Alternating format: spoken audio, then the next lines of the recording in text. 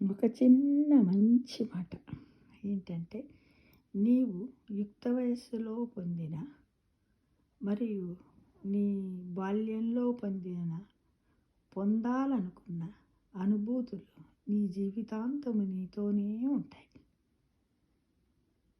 ఎన్ని సంవత్సరాలైనా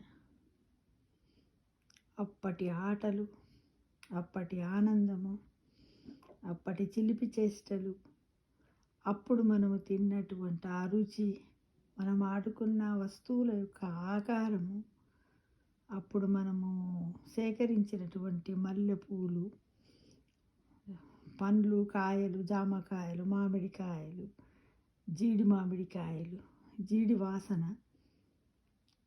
మరియు వాసన, పేరు, రూపము, వాటి యొక్క ఆకారాలు అన్నమాట. బౌద్ధికంగా లేకున్నా నీ మనస్సులో స్థిరంగా ఉంటాయి అనేది 100% కరెక్ట్. మీరందరూ ఒకసారి ప్రయత్నం చేసి చూడండి.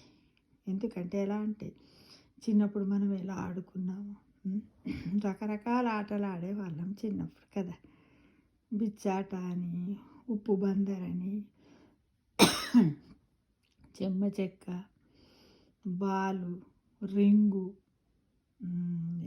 దొంగ పోలీసు కదా, కుండలాట, దస్తాట, దస్తి, కిందికి అందరిని రౌండ్గా కూర్చోబెట్టి చుట్టూ తిరుక్కుంటూ వాళ్ళ వెనకాల వేస్తూ మనం ఒక రౌండ్కి వేసిపోయి మళ్ళీ రౌండ్కి వచ్చే వరకు వాళ్ళు తెలుసుకొని లేవ్వకపోతే మనం వాళ్ళని వెంటబడి గుద్దేటోళ్ళం వెనక నుంచి.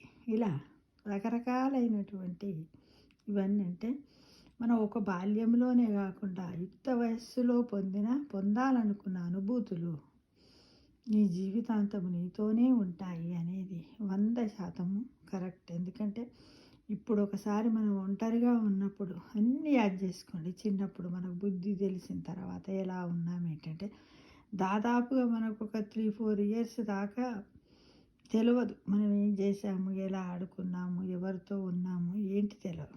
ఇప్పటి పిల్లలకి ఇప్పుడే తెలుస్తుంది. ఎందుకంటే వాళ్ళకి అవకాశాలు ఎక్కువ ఉన్నాయి. అప్పుడు మన అమ్మ నాన్న వాళ్ళు బిజీగా ఉండడం వల్ల, అవకాశాలు తక్కువగా ఉండడం వల్ల వాళ్ళకు తెలిసినంత వరకు మనకు నేర్పించేవారు.